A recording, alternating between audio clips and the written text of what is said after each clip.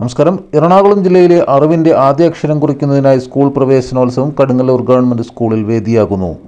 സ്കൂളിൻ്റെ ശതാബ്ദി ആഘോഷത്തിന് ഒരു പൊൻതൂവൽ ചാർത്തി കടുങ്ങല്ലൂർ പഞ്ചായത്തിലെ എല്ലാ വിഭാഗം ജനങ്ങൾക്കും ഇതൊരു ഉത്സവമായി മാറും.